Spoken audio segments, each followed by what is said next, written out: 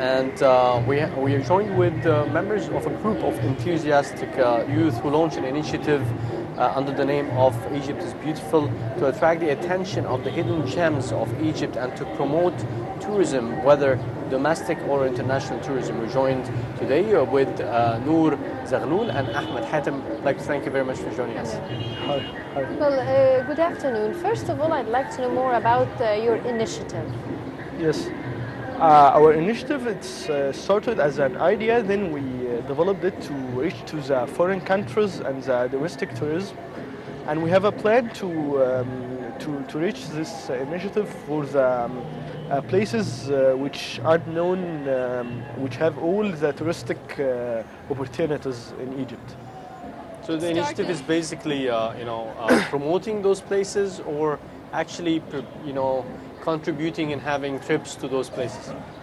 No, we discovered the beautiful places in Egypt and hidden places in Egypt that no one knows, and we started doing a documentary project and advertising, so as to let the world know that Egypt is beautiful and has places that's not visited yet. So we translate these projects into 7 languages, into documentary movies and advertising projects. That's our main goal. Yes. Now, what were some of the areas that are not commonly visited and you found that it's spectacular and beautiful that people should know about? As we know that Egypt is full of treasures, and especially the hidden treasures are very, very large. So we focus on the places which not have or not well known a lot for the foreign countries and for the Egyptian citizens. Like we visit a beautiful place called Maydoum Pyramid in Bani Suef. It's an old pyramid. It's built for 7,000 years ago.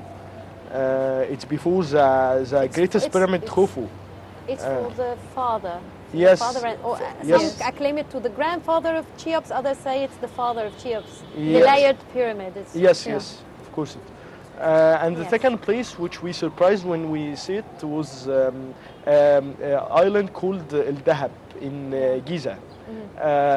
We surprised when we know that this place was the best place of the agriculture tourism in the Middle East, not only in Egypt. But no one knew this information for a long time. It was new for us. Yes. Yeah. What is it about? The amount of what? What is the island about? What makes it that valuable in the region? It's considered as the biggest country, as the biggest island in Egypt, in Giza province. And it has a lot of green land and a lot of trees, and I think that we have to focus on it more and more to reach for the foreign countries. Yes, it's beautiful. It's called the Dahab, which means gold, because it was one of the main sources of the cultivation of wheat. Yes. And it's one of the very, if not the only, agricultural island remaining in Cairo. Yes. Yeah, it's very beautiful. We can always see it as we're going on the ring road, the Mahwar, the ring road. Yes, it's in the riverside. Yes, it's in the middle of the water. Yeah. And it's really beautiful. What other areas have you visited as well?